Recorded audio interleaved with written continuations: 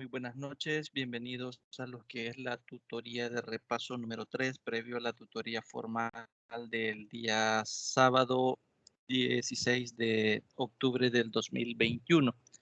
Se esperó 20 minutos acá para ver si alguno de los estudiantes se conectaba, ingresaba. No sé si han tenido alguna dificultad o no.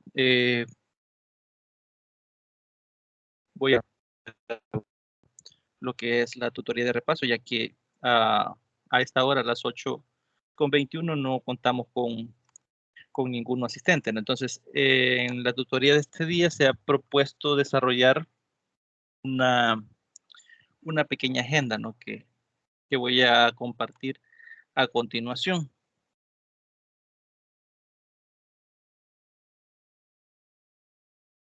Voy a proceder a lo que es a compartir lo que es el escritorio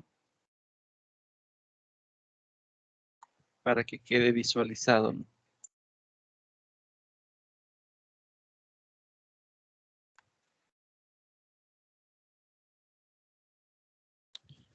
Bien, en este momento estoy compartiendo lo que es ya mi escritorio. Vamos a ver en plataforma para descargar el material de lectura. Recuerden que si aún no lo han descargado, no lo han leído, pues por favor leámoslo, revisémoslo. Si hay alguna consulta, alguna pregunta o algún comentario, pues recuerden que pueden expresar sus dudas y comentarios a través de los medios habilitados, ¿no? Que son mensajería acá en plataforma, correo electrónico y foros de consulta, ¿no? En este caso, el contenido que vamos a desarrollar o vamos a revisar un poco en esta tutoría de repaso es el de la unidad 3, ¿no? Vamos a comenzar a hablar de qué son las variables, variable dependiente, variable independiente, qué es una función real de variable real, y luego definir lo que son las funciones lineales. Ahí vamos a hablar un poco de lo que es el plano cartesiano, cómo poder encontrar la ecuación de eh, cómo encontrar la ecuación general de una ecuación lineal partiendo de dos puntos, partiendo de un punto y de un intercepto, etcétera, ¿no? Entonces, bien, acá tiene lo que es el material de lectura que vamos a estar revisando. Y le voy a compartir también lo que es la agenda, ¿no? Como pueden ver, ya acá ya la tengo descargada y vamos a revisar un poco, ¿no? De qué va a tratar, ¿no? Bien. Primero es definir qué es una variable y explicar la existencia de variables dependientes e independientes, ¿no? Para eso nos vamos a auxiliar de lo que es el material de lectura, ¿no? Que está por acá. Vamos a buscar acá. Ahí tenemos lo que es el objetivo y acá tenemos lo que son variables, ¿no? Bien, nos dice que en general, si se quiere estudiar la característica o propiedades que muestran o poseen un conjunto de objetos, se necesitan muchos datos, es decir, por ejemplo, en este caso nos muestra 10, 35, 60 y así sucesivamente, ¿no? Esos son un conjunto de datos específicos que podemos cuantificar algunas de esas características de esos datos, ¿no? En este caso nos dice, nos interesa prioritariamente aquellas características que varían de objeto a objeto. Al estudiar cuál fenómeno es en la variabilidad, en donde se puede encontrar y verificar leyes específicas, ¿no? Es decir, lo que vamos a observar es que una variable es una letra o un símbolo, que en este caso está representando la variabilidad de valores numéricos. Esos valores numéricos pertenecen a lo que son los datos, ¿no? Y podemos ver acá un pequeño ejemplo, ¿no? Tenemos tiempo en segundos versus la distancia recorrida, ¿no? A una velocidad constante de 5 metros sobre segundo. Quiere decir que en 0 segundos nos dice que recorre lo que es una distancia de de 10 metros en 8 segundos. Bueno, en 20 segundos nos dice que son 110, ¿no? Aquí en 8 sería 8 multiplicado por 5, que sería 40, ¿no? Más la independiente, que sería 10, sería 50, ¿no? Que es lo que podemos ver acá, ¿no? Que la distancia, yo hice una deducción de la fórmula en el punto t igual 0, ¿no? Ya que podemos ver que en 0 segundos recorrió de 10 metros, quiere decir que 0 está multiplicado por la variable t, que es tiempo, y, perdón, 0 toma el valor de la variable t, y eso le estamos sumando lo que son 10 metros. Entonces aquí sería 8 por 5, que es la velocidad, ¿no? La que va constante, más el 10. Y aquí podemos ver cómo se ha definido, ¿no? Distancia es igual a 5, que es la velocidad, por el tiempo más 10 metros, ¿no? Y aquí podemos ver que esto se convierte en lo que es una ecuación lineal, en la cual tenemos dos variables. Una de ellas, que es el tiempo, que está, digamos, cambiando de 0, 1 segundo, 2 segundos, 3 segundos, y así sucesivamente, ¿no? O como podemos ver en la tabla, de 0 a 8 segundos, a 12 segundos, a 20 segundos, a 25 segundos, o en general a segundos, ¿no? Y tenemos la distancia, ¿no? Que es lo recorrido de esa función en valor de tiempo, ¿no? En ese caso, aquí podemos identificar dos variables, ¿no? La variable tiempo y la variable distancia. Si yo le preguntara cuál es la variable dependiente y cuál es la variable independiente, ¿qué me dirían, no? Obviamente, cuando hablamos de variable independiente, estamos diciendo que esa variable no está influenciada por ningún otro ente, ¿no? Que ella misma, ¿no? Y la variable, eso con relación a la independiente, y la variable dependiente está influenciado por la variable dependiente. Aquí, tal cual está expresada la igualdad, podemos verificar que la variable distancia va a depender de los valores que tome la variable tiempo. Es decir, a medida el tiempo aumente, también va a aumentar lo que es el valor de la distancia. En este caso, podemos decir que la variable tiempo es independiente y la variable distancia es dependiente, ya que esta variable está dependiendo en esta ecuación directamente del valor que tome el tiempo, ¿no?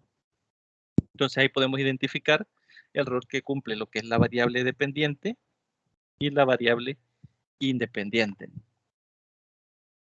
Vamos a ver qué más nos planteaba lo que es la agenda.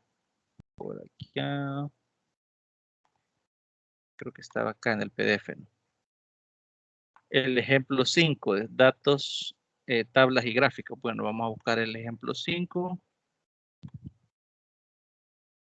Acá está el ejemplo 2, el ejemplo 3, 4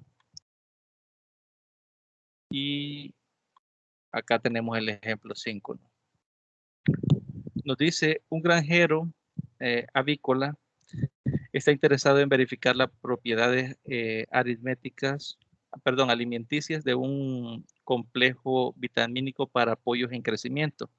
El granjero tomó pollos con la misma edad y constitución genética, los colocó de manera que factores ambientales no incidieran en los resultados. Lo revisó para no tener enfermedades presentes e hizo un estudio semanal del peso promedio de cada uno de los pollos. Él quiere estudiar la relación entre la variable de la edad y el peso, ¿no? Es decir, si estas dos variables están relacionadas, edad con el peso y la variable edad con la variable talla, ¿no?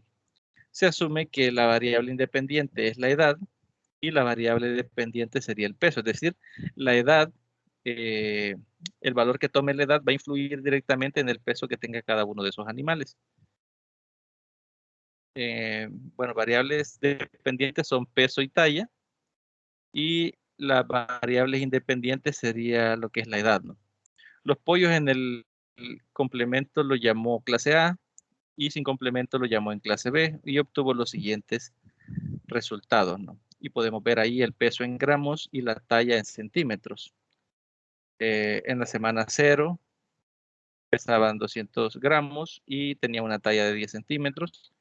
En la primera semana pesaban 240 gramos y aumentaron la talla, de ahí aumentaron, en la segunda semana aumentó el peso y también aumentó la talla y así, ¿no? Sucesivamente podemos ver que hubo un incremento por semana en cuanto al aumento de peso, influenció directamente o influyó, mejor dicho, directamente en lo que es la talla, ¿no? En la clase B podemos ver que al aumentar las semanas, aumentó también lo que es el peso y aumentó también lo que es la talla, ¿no? Resulta que al cabo de 10 semanas al suministrar alimento, nota que los pollos con y sin complemento alimenticio tienen la misma talla y el mismo peso. Es decir, si nos observamos en la semana 10, el peso promedio de los pollos es de 550 gramos y tienen una talla de 52 centímetros. Y en la clase B, que es la que no tenía complementos o suplementos, tiene exactamente el mismo peso en gramos y exactamente la misma talla. Nota que los pollos con o sin alimentación tienen la misma talla y el mismo peso. ¿Será esto razón suficiente para determinar que el complemento vitamínico es insuficiente? Es decir, el complemento vitamínico no está haciendo o no está influyendo en lo que es el peso directo de lo que es o la talla del promedio de los pollos, ¿no? ¿Será esto razón suficiente para decirnos que esa vitamina es insuficiente? ¿Y qué razones adicionales se pueden sugerir para entender lo que sucedió? Ahora bien, veamos la solución. Para analizar la información anterior hay que separar los datos por especie y realizar las comparaciones respectivas. Por ejemplo, comparar peso de la clase A con el peso de la clase B y la talla de la clase A con la talla de la clase B. Esto en función del tiempo, ¿no? Y tenemos acá, por ejemplo, con peso, en la semana 0 pesaban lo mismo, en la semana 1 pesaban lo mismo, en la semana 2 vemos de que pesaba más la clase A que la clase B, en la semana 3 también pesaba más la clase A que la clase B, en la 4 también, en la 5 también y así sucesivamente. Pero acá ya en la novena semana vemos que se acercaba más el peso, ¿no? Y en la última semana estaban pesando lo mismo. Ahora bien, con ello es más fácil analizarlo la efectividad del complemento. Por ejemplo, note que en las últimas semanas los pollos de la clase B aumentaron de peso más rápido que los de la clase A, que es lo que estábamos observando acá, ¿no? Que aquí se disminuyó un tanto lo que es la brecha con relación a los pesos. Eso podría indicar que los complementos vitamínicos actúan con más eficacia en las primeras semanas, ya que aquí fue donde se separaron los pesos de la clase que tenía suplemento y los que no tenían suplemento, ¿no? Es decir, en las primeras semanas es más efectivo el suplemento que en lo que es las últimas semanas. Si se hace lo mismo con los datos de la talla, se puede notar que este comportamiento se mantiene, es decir, el comportamiento es exactamente igual. Los pesos de los pollos que tenían mayor o tenían el suplemento, tenían mayor talla que los que no tenían el suplemento y en la última semana se emparejaban, ¿no? Entonces, en este caso, podemos afirmar que ese suplemento funcionaba mejor en lo que es las primeras semanas, es más eficiente en las primeras semanas. Eh, de ahí donde digamos complemento se mantiene. Así los pollos con complemento en las primeras semanas que en el resto, ¿no? de la semana. Luego, una recomendación puede ser suspender el complemento en la semana 7, ¿no? Es decir, dejar acá de darles el complemento para ver qué sucede, ¿no? Van a pesar más los que sí comieron o los que sí consumieron lo que es el complemento que los que no, ¿no? Bien, vamos a ver qué más nos planteaba la agenda. Bien, explicar de manera general lo que es el plano cartesiano. Para esto nos vamos a auxiliar acá de lo que es GeoGebra.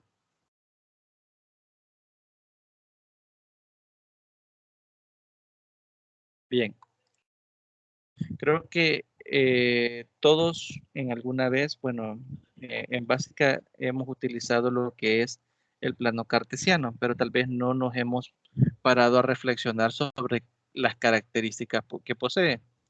Por ejemplo, acá podemos ver lo que es un plano cartesiano.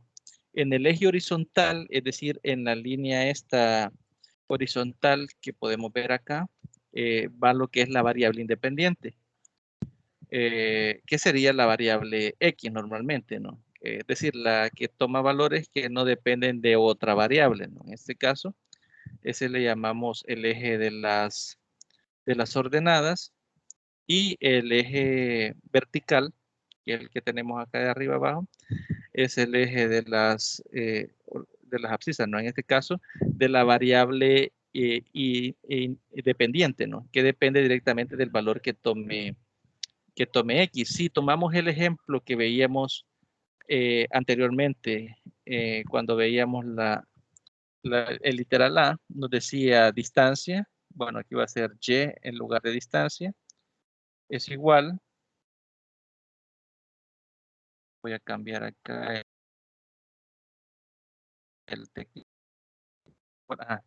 A 5, que era la velocidad, por el tiempo, que en este caso va a ser X, más 10, ¿no? 5X más 10. ¿Sí? Y ahí tenemos lo que es la gráfica, ¿no? En este caso, de esa función, ¿no? En este caso, si tomamos un valor específico de X, veíamos que cuando X vale 1, multiplicamos 1 por 5 es 5, más 10 es 15, ¿no? Entonces ubicamos aquí el punto en 1,15. Iríamos hacia arriba, ya que el 15 es positivo en Y, y nos iríamos hacia arriba, hacia acá, aquí. Y colocaríamos ahí lo que es un punto, ¿no? En este caso, el punto sería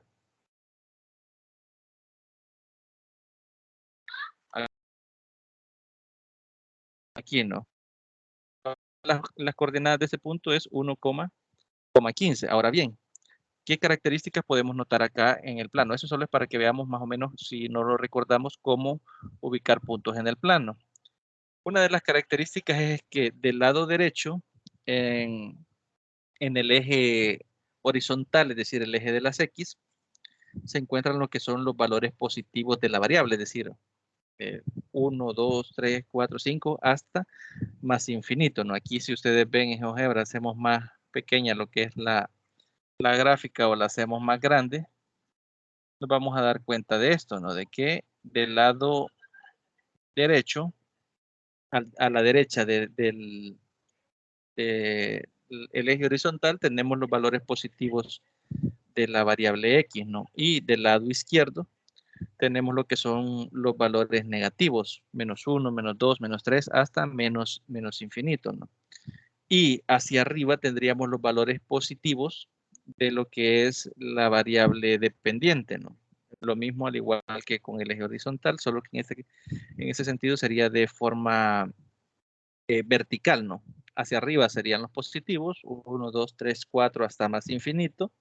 Y hacia abajo serían los valores negativos, menos 1, menos 2, menos 3, hasta menos infinito. Ahora bien, al ubicar un punto, por ejemplo, podemos saber sus coordenadas. Por ejemplo, si yo ubico acá un punto, yo puedo ver las coordenadas de ese punto. Por ejemplo, en X busco una línea que corte de forma perpendicular lo que es el eje de las X acá, y yo puedo ver que se intercepta acá en 2, ¿no? Esa línea imaginaria, ¿no?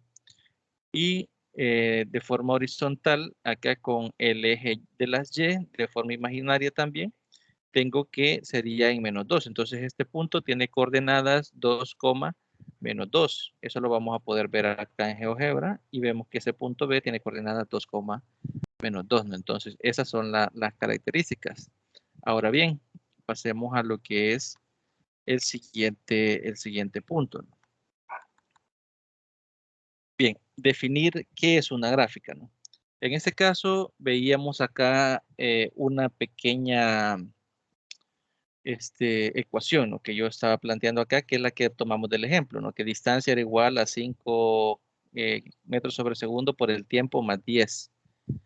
En este caso, cuando yo la grafiqué acá en GeoGebra, automáticamente ustedes pudieron ver no lo que es una línea recta. Ustedes pueden preguntarse de dónde sale, ¿no? De dónde sale esa línea verde que podemos apreciar acá, ¿no? Este sería la gráfica de lo que es esta función de acá. ¿Y de dónde sale? Pues de todos los pares ordenados X, Y que satisfacen esta igualdad. Por ejemplo, si yo me ubico un punto acá, ¿no? Si me voy y ubicamos lo que es un punto aquí. Y voy a ver las coordenadas. Yo sé que ahí va a ser la coordenada -2 en X y 0 en Y, ya que no se mueve hacia arriba y hacia abajo. Y esas coordenadas, si yo aquí tomo el valor de -2, -2 por 5 es -10, más 10 es 0, y Y vale 0 aquí en ese punto, ¿no? Entonces satisface en el punto 0,0. Así sucesivamente, si yo comienzo a darle valores cercanos a -2, por ejemplo, -2.01, al punto, vamos a colocar otro punto ahí, lo vamos a deslizar para que lo veamos. Vamos a colocarlo ahí y vamos a ver las coordenadas. Ese punto F es un punto movible, ¿no? Lo vamos a mover y vean cómo las coordenadas se acercan, ¿no? a las de -2 acá, ¿no? En este caso, todos esos valores, todos esos decimales que ustedes pueden ver acá en este punto, este valor de X con este valor de Y, satisfacen esta ecuación de acá, esta igualdad de acá. Entonces, la gráfica sale o se obtiene de todos esos puntitos, ¿no? Al ir dándole valores a X en la función que tengo determinada aquí arriba, se va a ir obteniendo un par ordenado. Y si yo voy colocando todos esos pares ordenados en el plano cartesiano, tal cual está ahí, lo que me va a generar es un montón de puntitos bien juntitos que se van a ver como una línea recta, ¿no? Que es lo que vamos a poder apreciar nosotros en la gráfica, ¿no? Vamos a ver el material, cómo nos definen lo que es, en este caso, lo que es la gráfica, ¿no? Vamos a ver por acá. Vamos a ver si está alguna definición.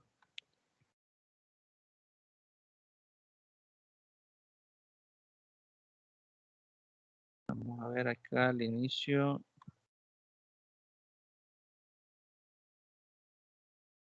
Bueno, dice que cuando se estudian datos provenientes de un experimento en el que intervienen varias variables, se utiliza frecuentemente dos formas para representar la información y estudiar las relaciones existentes entre las variables. Estas son las tablas de datos, que es el ejemplo 5 que veíamos, y lo que son los gráficos. Cada representación es útil y se utiliza dependiendo o depende de lo que se quiere destacar o estudiar. Para ilustrar, se considera el siguiente ejemplo, ¿no? Que es lo que veíamos con respecto a las tablas. Ahora vamos a ver algo con respecto a la gráfica. Dice, y la otra forma de los datos es usando gráficos, los que hay diferentes tipos, como gráficos de barra, gráficos de pastel, gráficos XY, como el que veíamos de la línea recta, entre otros, ¿no? Un gráfico XY se presenta en el siguiente ejemplo. Vamos a ver si nos pedía desarrollar el ejemplo 6. Bueno, no nos lo pedía, ¿no? Entonces, lo vamos a dejar por ahí. Pero básicamente es graficar todos esos puntos, ¿no? Graficar todos esos puntos y unirlos a través de semisegmentos de recta, y ahí se proporciona lo que es la gráfica, ¿no? Cuando nos da la función, básicamente, como en el ejemplo que veíamos en GeoGebra, básicamente lo que hay que hacer es encontrar todos los pares ordenados que verifican la ecuación, y esos pares son los que estaríamos graficando. Nos dice que interesante a la hora de representar las gráficas, más que el uso de las tablas, pues las primeras dan una perspectiva general sobre cuál es el comportamiento de las variables y permiten comparar diferentes situaciones de una forma más rápida. Tablas no sea importante, sino que al analizar las tablas tal vez se pierda de vista algunos hechos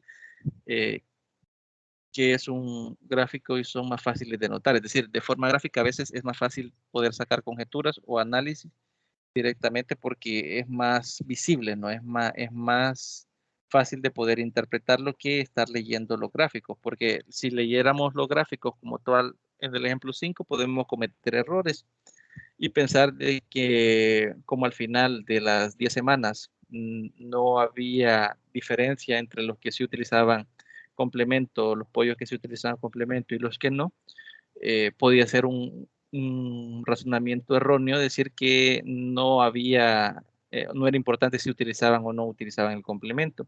Cuando al observar la gráfica pudiésemos ver de que en las primeras semanas sí había una gran diferencia y que en las últimas eso se equiparaban. Entonces, de una gráfica sería más fácil sacar esas conjeturas, ¿no?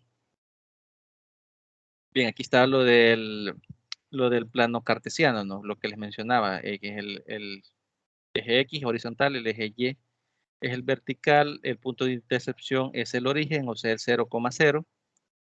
A la derecha tenemos los positivos, a la izquierda los negativos. Cualquier punto que ubiquemos en el primer cuadrante va a tener coordenadas positivas, ya que estaría, si lo colocamos acá en la parte de arriba, en el primer cuadrante, todos los de la derecha en X son positivos y todos los de arriba de las Y también son positivos. Si nos ubicamos en el segundo cuadrante, vamos a notar que en las X son negativos y en las Y son positivos. Si nos ubicamos acá en el tercer cuadrante, vamos a notar que los X son positivos y que las Y son negativas, y en el cuarto cuadrante que las X son negativas y que las Y también son negativas.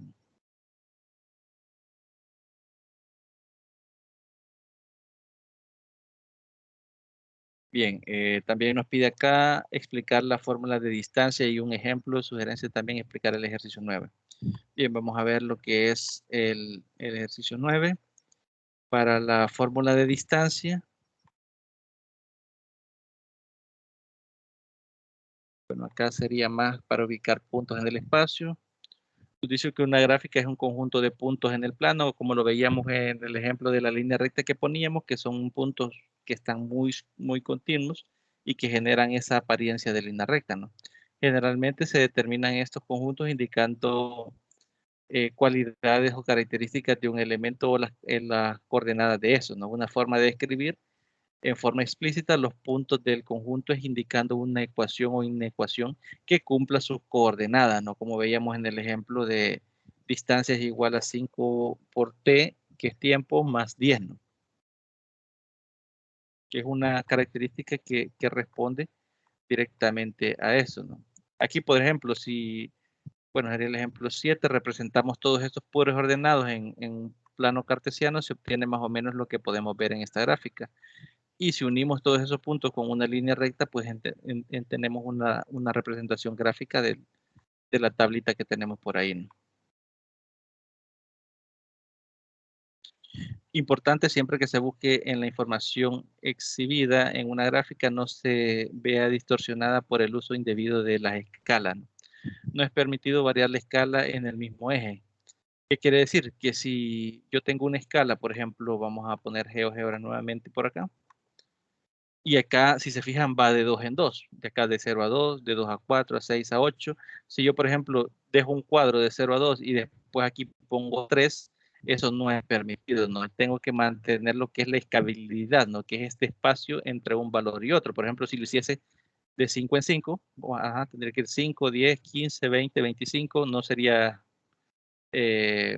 no mantendría la escalabilidad si yo después de 5 acá en este cuadrito le pongo 7 o le pongo 8. No se puede variar la escalabilidad. Sí la puedo mantener así, por ejemplo, de 1 en 1, de 2 en 2, de 3 en 3, de 5 en 5, pero siempre y cuando, o de 10 en 10, mantenga lo que es esa distancia, ¿no? De acá a acá y así, ¿no? En todo el mismo eje, ¿no? Que es lo que nos estaba mencionando ahí, ¿no?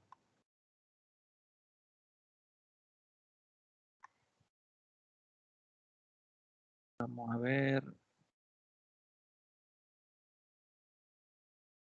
de qué trataba el ejemplo 9, ¿no? Aquí está la distancia entre dos puntos, ¿no? La distancia entre el punto 1 con coordenadas x1 y y1 y el punto 2 con coordenadas x2 y y2 está dado por la fórmula distancia de P1 a P2 o de punto 1 a punto 2 igual a la raíz cuadrada de x1 menos x2 elevado al cuadrado más y1 menos y2 elevado al cuadrado.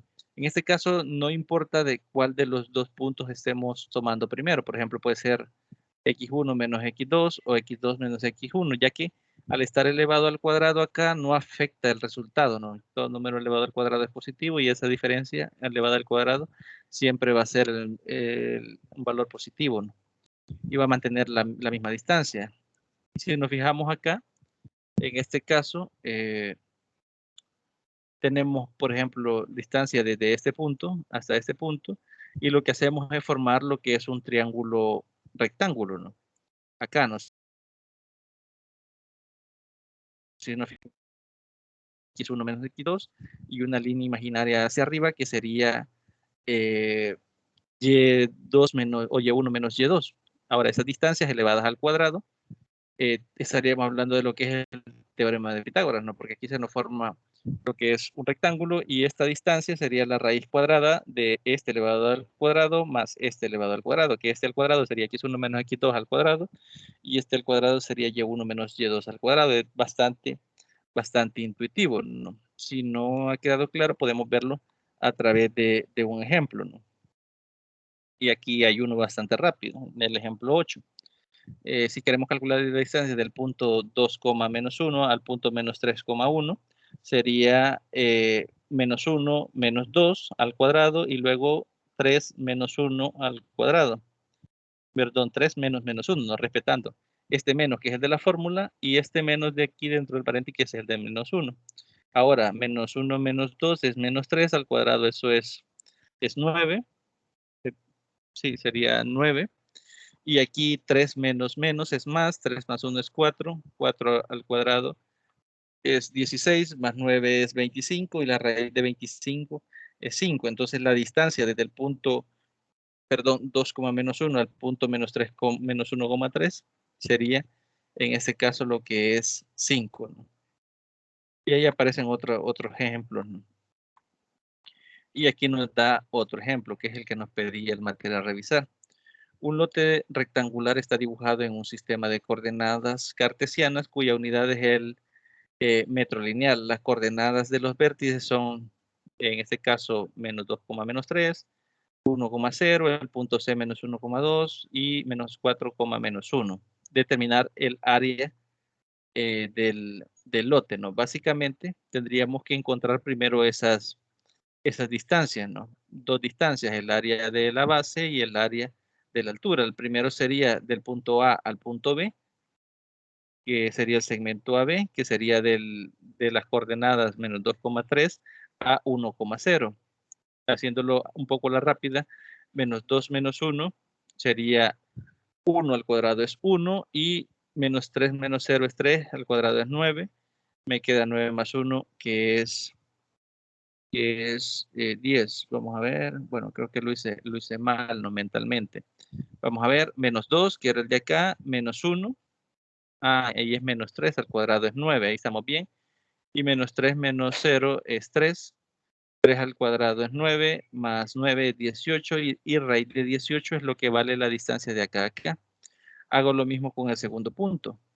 Menos 1 menos menos 4. A ver, del punto BC. No, acá en este caso es la altura, ¿no? Ya tenemos el valor de la base. La altura sería o bien del punto B al punto C o del punto A al punto D. En este caso se ha tomado del punto B al punto C, ¿no? En ese caso sería tomando del B al C menos 1 al cuadrado. Menos 1 es 2, 2 al cuadrado es 4 y 2 menos 0 es 2, al cuadrado es 4, 4 más 4 es 8 y me queda raíz de 8. Ahora bien, el área sería la base, que es la distancia de A a B, que era raíz de 18, por la altura, que sería de B a C, que es raíz de 8. Multiplico raíz de 18 por raíz de 8 y me queda raíz de 18 por 8, que eso es 144, y la raíz de 144 es 12, es decir, 12 metros cuadrados sería el área de esa figura, ¿no? Bueno, de ahí nos pide explicar la fórmula de punto medio y segmento diferente. Vamos a ver el ejemplo 12. Distancia. Vamos a ver acá. Acá nos muestra lo que es la definición de punto medio, ¿no? El punto medio de un segmento cuyos extremos son los puntos P1 y P2, o punto 1, P2, son las coordenadas X1, Y1 y las coordenadas del punto 2, X2, Y2. Está dado por sumar, en este caso, X1 más X2 y dividirlo entre 2, y sumar Y1 más Y2 y también dividirlo entre 2, ¿no? Ahora bien, vamos a verlo ejemplificado en el ejemplo 12, ¿no? Determinar si el cuadrilátero ABCD con vértices en A, B y C y D con estas coordenadas que podemos ver acá es un paralelogramo, ¿no? En este caso dice, en la solución de ese ejemplo se utilizará la fórmula de punto medio. Se sabe que en las diagonales de un cuadrilátero se intersecan, pero solo en el paralelogramo el punto de intersección es el punto medio de ambas diagonales. Es decir, para verificar si es un cuadrilátero, en ese caso un paralelogramo, perdón, vamos a verificar que al calcular el punto medio del punto B al punto D, que es esta diagonal BD, perdón, y el punto medio de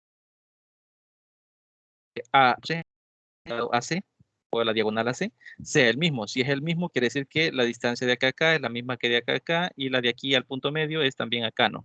Es decir, se interceptan exactamente en el punto medio de las diagonales.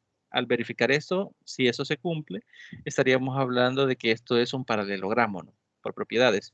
Entonces, comencemos, ¿no? En este caso, las del punto B, las coordenadas son 1,4 y las del punto D son 3,0. Entonces vamos a sumar 1 más 3, es decir, x1 más x2 entre 2. Sería 1 más 3, que es 4, entre 2 es 2, y 4 más 0 entre 2 es 2. Entonces el punto de intercepción de la primera diagonal, o perdón, el punto medio de B a D sería el punto 2,2, ¿no? Que es el que se ha calculado acá, que podemos ver acá en la solución. Y ahora tendríamos que calcular el punto medio de A a C, del segmento AC, que sería sumar, ¿no? Menos 2, 6, que sería 4 entre 2, 2, y 3 más 1, que es 4 entre 2, 2, y ahí vemos que obtenemos eso, lo que es también el punto 2,2, ¿no? En este caso, podemos ver que efectivamente, ¿no?, la intercepción es en el punto medio de ambas diagonales. Entonces podemos concluir que el cuadrilátero ABCD es un paralelogramo. Bien, todavía nos faltaban algunos segmentos. Llegamos hasta el literal F. Ya son las 8:58. Bien, creo que todavía en esos 2 minutos podemos ver lo que es definirlos formalmente, qué es una función, explicando qué es un dominio y qué es un codominio, ¿no? Vamos a ver por acá. Ejercicios.